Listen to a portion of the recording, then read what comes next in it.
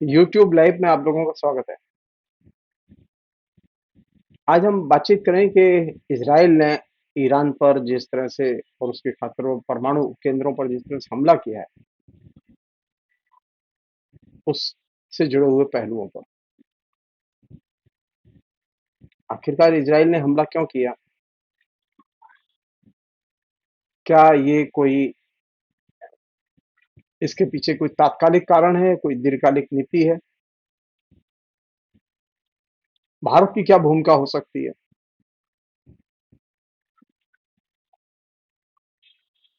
पहली चीज जो बुनियादी तौर पर हम सभी लोगों को अपने ज़हन में रखनी होगी कि इज़राइल इस समय एक तरह से आक्रामक और युद्ध में सक्रिय राष्ट्र की भूमिका निभा रहा है। पहले उसने गाजा में लाखों फिलिस्तीनियों का सफाया किया। आज गाजा जो है पूरी तरह से फिलिस्तीनी नेशनलिटी से एकदम साफ हो चुका है।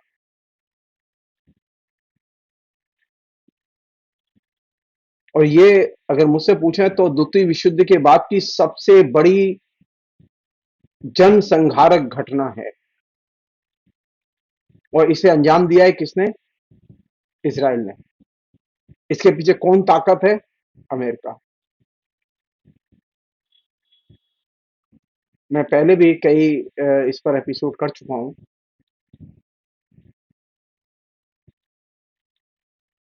उनमें बहुत सारे पहलू रखे गए हैं। गाजा में जो नरसंहार हुआ है और जिस तरह से पूरी के पूरे फिलिस्तीनी राष्ट्र को ही नष्ट कर देने का संकल्प लेके फिलिस्तीनी नेशनलिटी को, जातीयता को खत्म कर देने की मुहिम चली हुई है और उस मुहिम को पूरी दुनिया एक तरह से दर्शक की तरह देख रही है। खासतौर पर वे देश जो कि लोकतंत्र, मानवाधिकार, इन सब की आज सुबह शाम रोज दुहाई देते हैं, कसम लेते हैं, उन सभी देशों की सरकारें एकदम मूक दर्शक की तरह इस गाजा के नरसंहार को देख रहे हैं। गाजा में इलेक्टेड गवर्नमेंट थी हमास की, एकदम टॉपल कर दी गई। हमास के लोग कहां गए कोई नहीं जानता। हमास के लोग कौन है सब लोग जानते हैं। मैं उसके डिटेल्स में नहीं जाना चाहता। मैं सिर्फ जो चीज पहले रखना चाहता हूं वो ये कि इज़राइल एक सामान्य राष्ट्र नहीं है बल्कि एक क्रिमिनल राष्ट्र की तरह और दुनिया के खासतौर पर मध्य पूर्व के देशों की राष्ट्रीय संप्रभुता के लिए वो सबसे बड़ा खतरा है।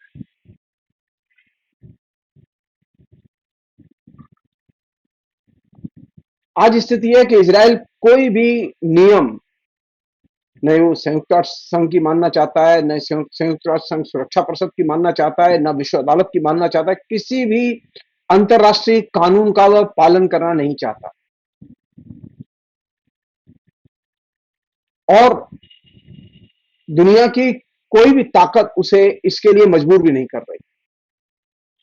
खासतौर पर America, France, Britain, Germany, Japan, ये सारे देश ये काम कर सकते थे लेकिन वे सब लोग चुपचाप अमेरिका के साथ मिलकर इज़राइल का समर्थन कर रहे हैं। अब अचानक इज़राइल ने ईरान के परमाणु ठिकानों पर हमले किए और अनेक बड़े अफसर ईरान के मारे गए।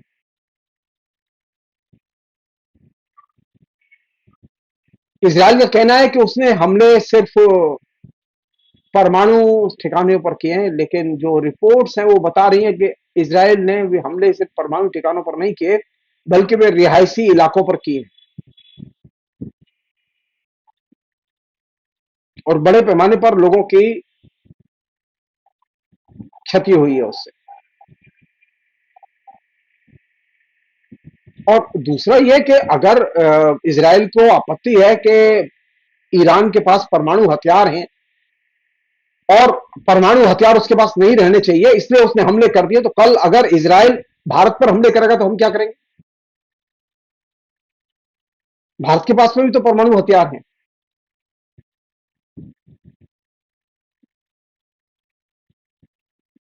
ये हो ही सकता है कि आज भारत की इजराइल के साथ दोस्ती है, कल दोस्ती न रहे।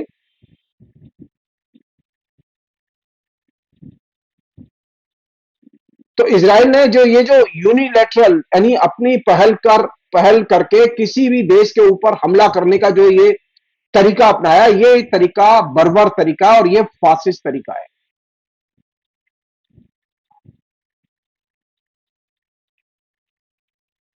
और ये उसकी युद्धोन्मादी नीति और विस्तारवादी जो नीति है उसका एक हिस्सा है। इजराइल का ये कहना कि ये उसका अपना निर्णय है, ये अ, तथ्य की दृष्टि से सही नहीं है। इजराइल को किसी भी देश के खिलाफ में, किसी भी देश की जनता के खिलाफ में एक तरफा कार्रवाई करने का कोई अधिकार नहीं। ईरान ने कोई ऐसी हरकत नहीं की जिसकी वजह से ईरान के ऊपर हमला किया जाए। यहां तक कोई बयान तक नहीं दिया ईरान ने।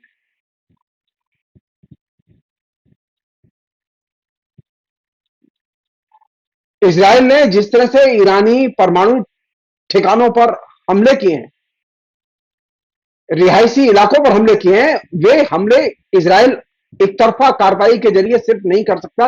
यह सिर्फ इजराइल का फैसला नहीं हो सकता, बल्कि इसके पीछे अमेरिका का हाथ है।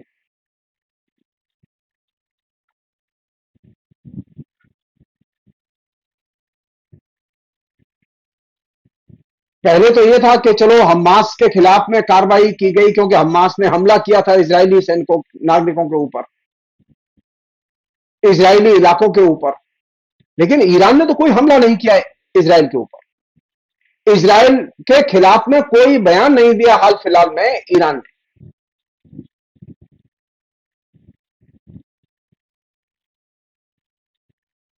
यहां एक चीज बहुत साफ तौर पर कहना चाहते हैं कि इजराइल के इस तरह के बर्बर हमले का एकमात्र लक्ष्य है ईरान की संप्रभुता को नष्ट करना, जो कि किसी भी कीमत पर एक्सेप्टेबल नहीं है।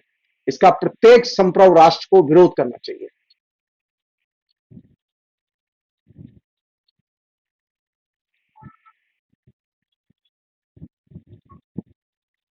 एक अन्य चीज, ये जो इजराइल की जो अति सक्रियता है,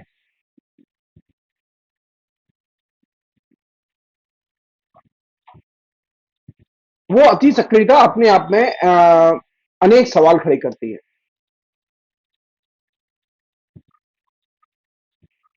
ये हो सकता है कि ईरान पलट के हमले करे और उससे युद्ध भड़के। ईश्वर न करे युद्ध भड़के।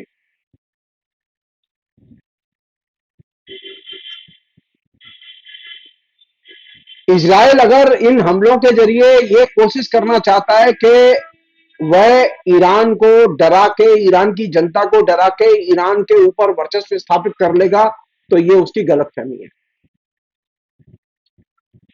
वो ईरान की सुरक्षा को ध्वस्त कर देगा, ये भी उसकी गलतफहमी है।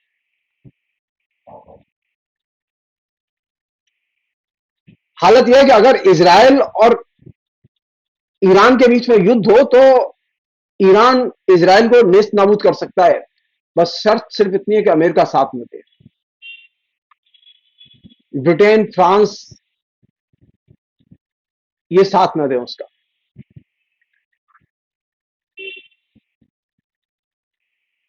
एक अन्य चीज जो कि इस पूरे प्रसंग में बहुत महत्वपूर्ण चीज है, वो ये कि इजराइल ने जो बहाना लिया है और अमेरिका ने जो बहाना लिया है, वो है परमाणु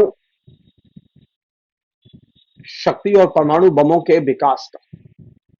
कि ईरान ने परमाणु शक्ति और परमाणु बमों का विकास किया है, इसके जवाब में यह कार्रवाई की गई है, जो कि एकदम एक सिरे से बेबुनियाद और असत्य है।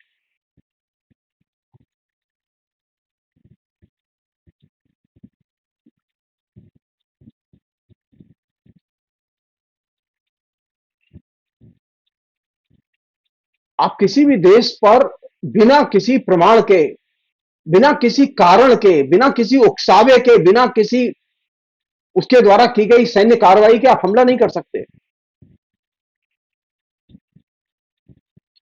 इस प्रसंग में जो रूसी मंत्रालय ने जो बयान दिया है, विदेश मंत्रालय ने, वो बयान बहुत महत्वपूर्ण है। उन्होंने कहा है कि हम इजरायल राज्य की हिंसक कार्रवाइयों की कड़ी निंदा करते हैं।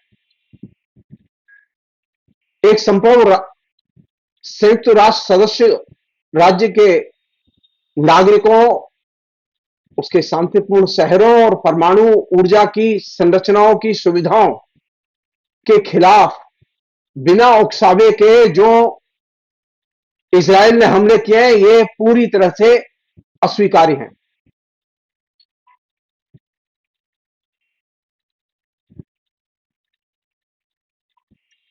एक और चीज है जिसकी तरफ रूसी विदेश मंत्रालय के बयान में ध्यान खींचा गया है, वो ये कि परमाणु अंतर्राष्ट्रीय परमाणु ऊर्जा एजेंसी के बोर्ड ऑफ गवर्नर्स के सत्र के दौरान जो कुछ घटा है, वहां उसको लेके संदेह पैदा हो रहा है।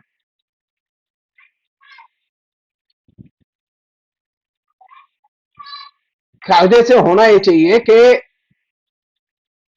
ईरान को लेके जो तनाव और टकराव है, उसे कम करने के बारे में सोचा जाना चाहिए। लेकिन इजराइल ने जिस तरह से ईरान पर हमला किया, उससे ईरान के जवाबी कार्रवाई करने की संभावनाएं बढ़ गई।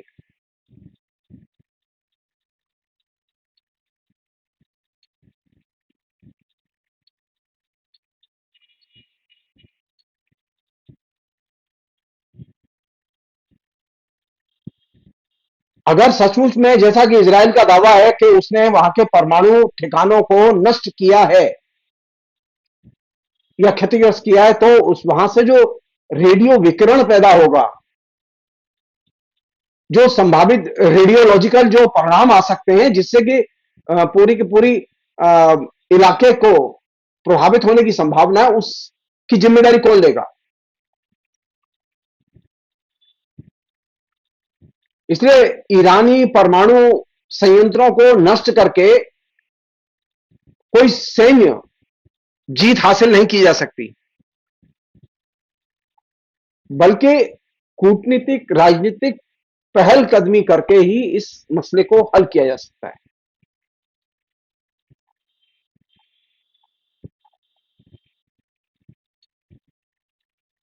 ये जो अंतर्राष्ट्रीय परमाणु ऊर्जा संस्थान है, जिसका के जिक्र रूसी मंत्रालय ने, अंतर्राष्ट्रीय परमाणु ऊर्जा एजेंसी का जिक्र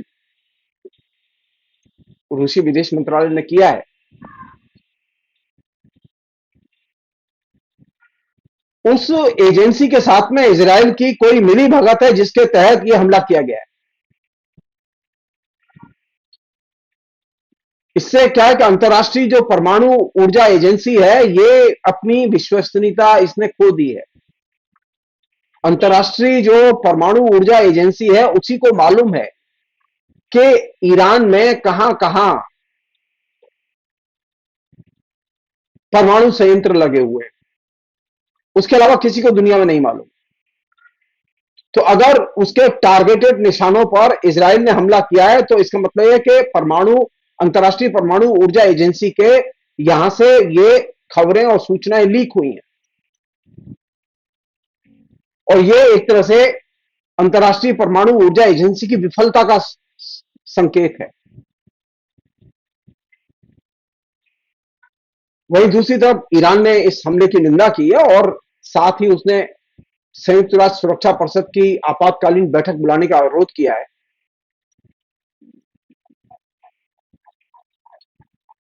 अब इसका एक दूसरा डायमेंशन है इस पूरे हमले का, वो ये कि ये जो डोनाल्ड ट्रंप है, ये दुनिया के सबसे झूठे राष्ट्रपतियों में से एक है। डोनाल्ड ट्रंप ने ये जो अभी कहा कि हमारा कोई संबंध नहीं, हम जानते नहीं थे, ये एकदम झूठ बोल रहा है। 30 मार्च 2025 को एबीसी न्यूज को इंटरव्यू में डोनाल्ड ट्रंप ने साफ कहा था कि अगर वे, यानी ईरान, कोई समझौता नहीं करते, तो बमबारी होगी। यह ऐसी बमबारी होगी जैसी उन्होंने पहले कभी नहीं देखी होगी। यह खुली धमकी डोनाल्ड ट्रंप ने 30 मार्च को दी थी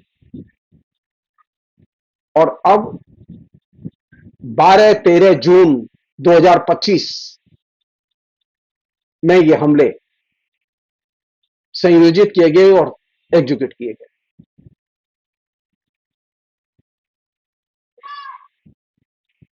डोनाल्ड ट्रंप चाहते थे कि अमेरिका जो चाहता है उस पर ईरान सहमत हो।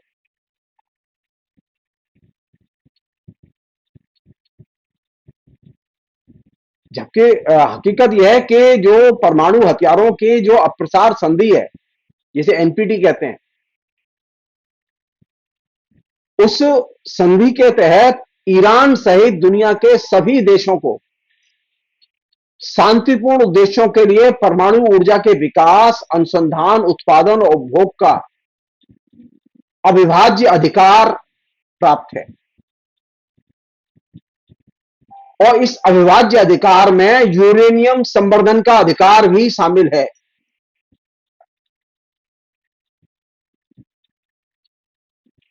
जब डोनाल्ड ट्रंप धमकी दे रहे थे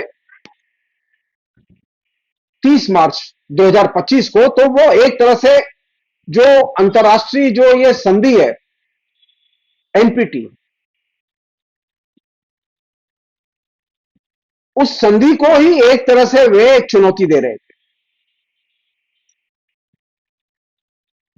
हो सकता है कि ट्रंप नहीं जानते हो कि वो संधि क्या है,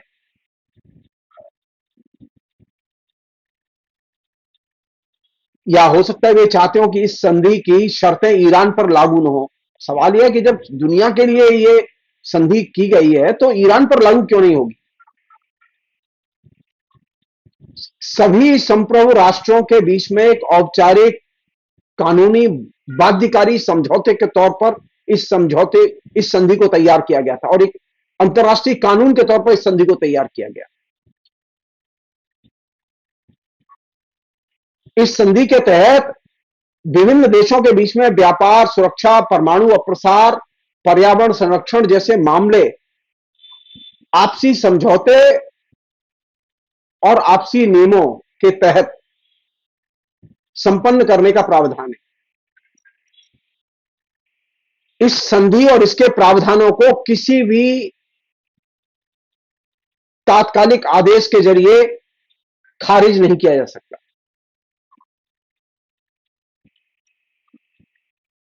यह संधि अंतर्राष्ट्रीय विभिन्न संस्थानों के फोरम पर पास हुई है, मंचों से पास हो चुकी है। अमेरिका भी उसका एक सिग्नेटरी है।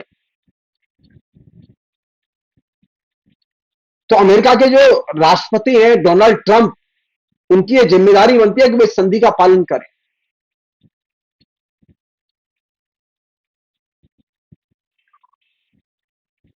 ट्रंप की मुश्किल यह है कि वे एनपीटी,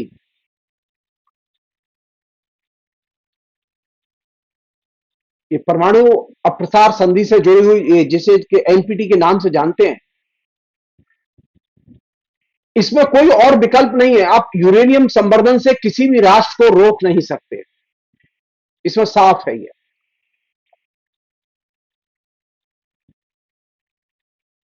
कोई भी राष्ट्र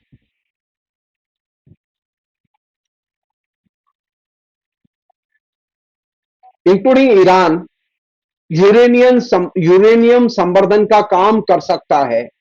ईरान को ट्रंप किसी भी नियम से, कायदे से, तरीके से यूरेनियम संवर्धन से नहीं रोक सकते।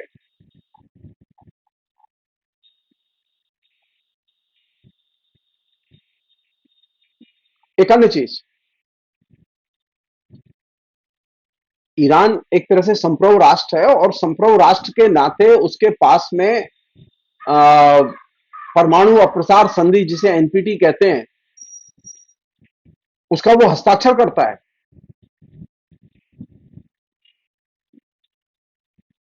उस एनपीटी के एक अनुच्छेद में यह साफ लिखा गया है कि शांतिपूर्ण उद्देश्यों के लिए परमाणु ऊर्जा विकसित करने का वह अधिकार रखता है। इस अधिकार में यूरेनियम संवर्धन का अधिकार भी शामिल है, बशर्ते कि वह एक अन्य अनुच्छेद के तहत सुरक्षा दायित्वों और अंतर्राष्ट्रीय परमाणु एजेंसी, ऊर्जा एजेंसी के साथ अपने व्यापक सुरक्षा समझौते का पालन करे।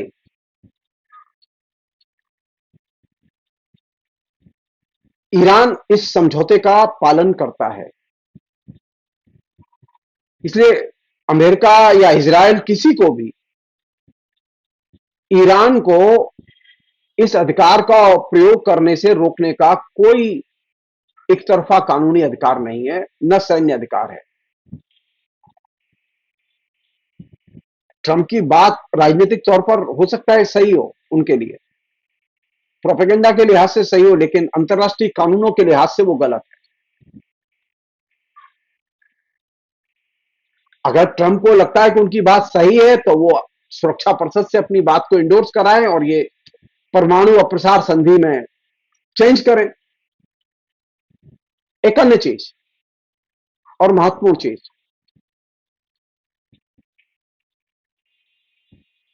किसी भी देश के ऊपर चाहे उससे जितना ही खतरा क्यों हो, आप व्यक्तिगत खतरे के आधार पर आप हमला नहीं कर सकते या उसके खिलाफ में सामूहिक सैन्य कार्रवाई नहीं कर सकते।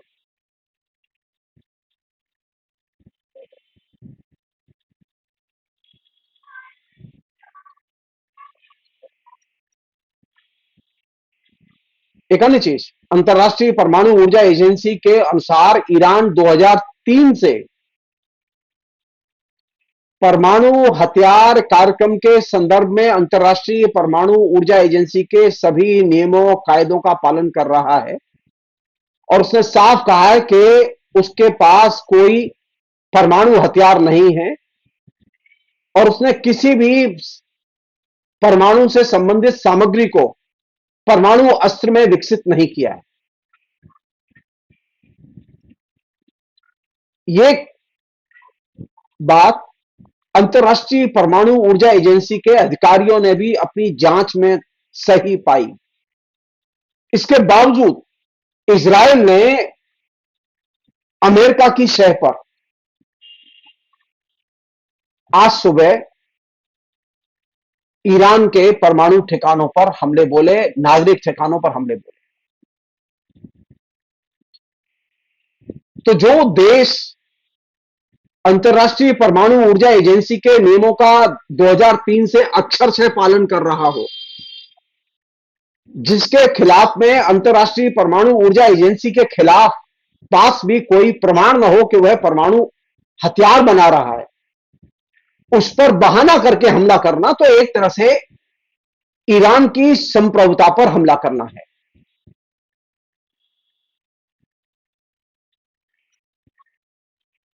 इस पूरे प्रसंग का एक अन्य पहलू है जिसका कि संक्षेप में जिक्र करके ये बातचीत में यहां समाप्त करूंगा।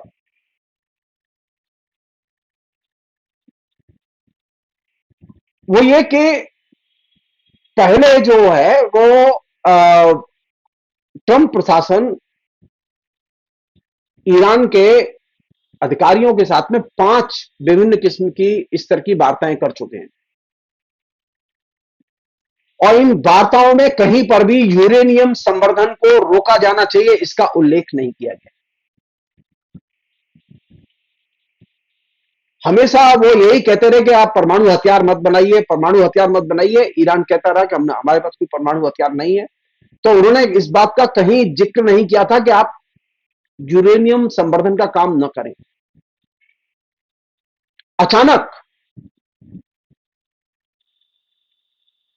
अमेरिका ने अपनी पोजीशन बदली और अब यूरेनियम संवर्धन न करें इसे मुद्दा बना लिया।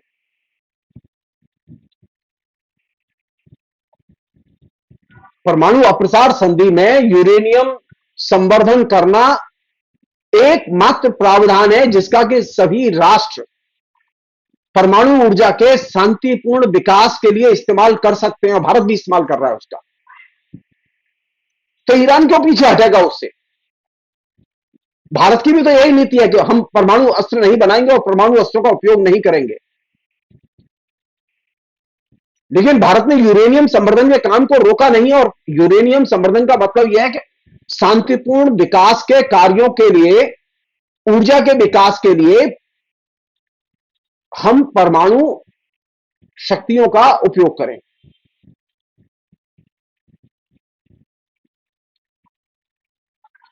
डोनाल्ड ट्रंप ने अचानक सारी चीज को यू टर्न देते हुए और युद्ध के बहाने के तौर पर इस परमाणु बम के मसले का इस्तेमाल किया है कि ईरान के पास में परमाणु हथियार है, जबकि हकीकत यह है कि ईरान के पास में परमाणु हथियार नहीं है। अगर ईरान के पास परमाणु हथियार होते तो अंतर्राष्ट्रीय परमाणु ऊर्जा एजेंसी अपने किसी भी दस्तावेज में उसका जिक्र करती।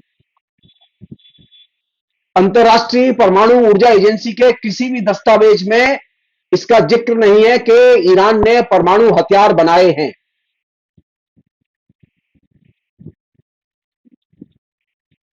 हां, ईरान ने कभी यह छुपाया नहीं कि वो यूरेनियम संवर्धन का काम कर रहा है।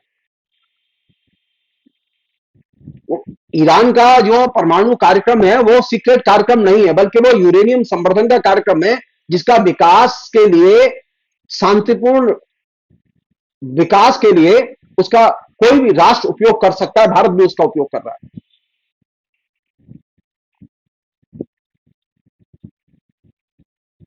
अब याद कीजिए कि ट्रंप की बुनियादी मांग थी कि ईरान के पास परमाणु हथियार नहीं हो सकता। ईरान ने इस बात पर सहमति जताई कि हम इससे सहमत हैं कि ईरान के पास में परमाणु हथियार नहीं हो सकता।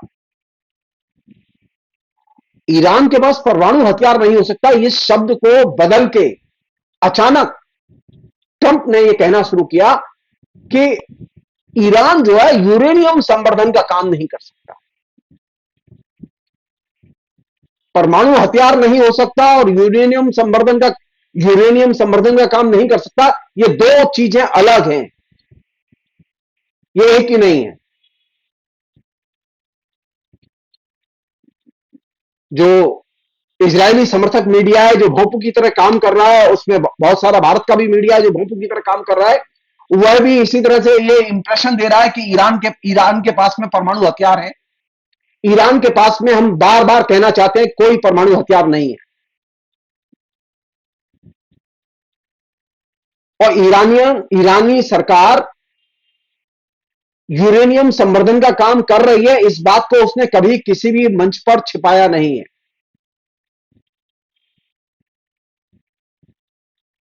इसका मतलब यह है कि ईरान शांति के प्रति कमिटेड था और इजरायल और ट्रंप शांति के प्रति कमिटेड नहीं है, और यही सोच के उन्होंने ईरान पर हमले किए। एक अन्य चीज,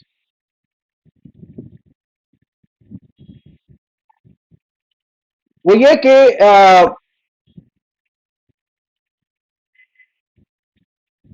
एक रिपोर्ट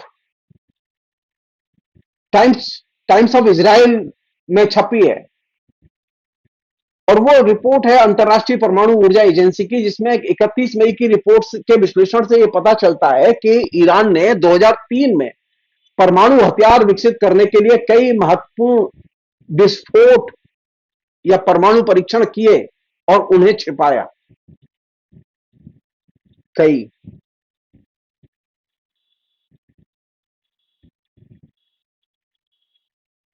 इसके उलट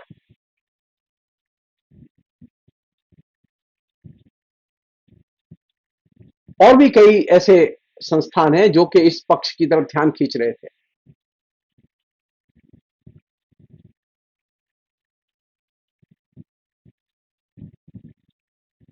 लेकिन अंतर्राष्ट्रीय परमाणु ऊर्जा एजेंसी की रिपोर्ट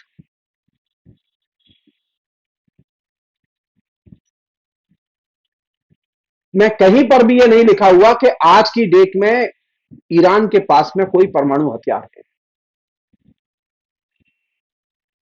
किसी और जगह, किसी और देश के लिए ईरान परमाणु हथियार सप्लाई दे रहा है, इसका कोई जिक्र नहीं है। ये जो हल्ला किया जा रहा है ये 2003 के पहले का है।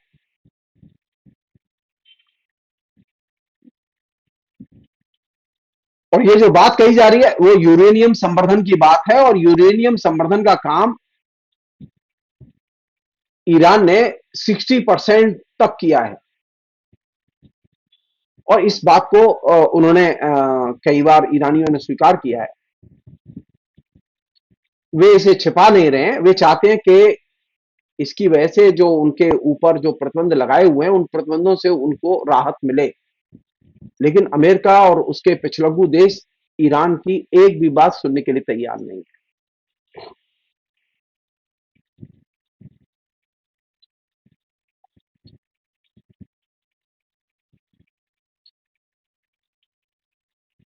कहने का आशय है कि इजराइल ने परमाणु हथियार है ईरान के पास, और ईरान के परमाणु संयंत्र परमाणु हथियार बनाने का काम कर रहे हैं।